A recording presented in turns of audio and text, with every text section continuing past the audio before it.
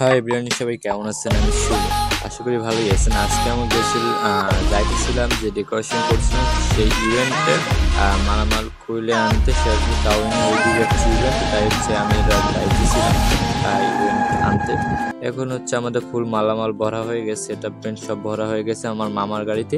এটাই করে বরগুনা নিয়ে যাব আমাদের বাসায়। আমাদের ইভেন্ট এখানে দিয়েছিলাম এবং পরে হচ্ছে আমাদের সোফা দিছি, নিচে হচ্ছে ফুল, তারপর হ্যালোজিং যা যা ছিল ইত্যাদি সামথিং সব কিছু দিয়ে দিয়েছি।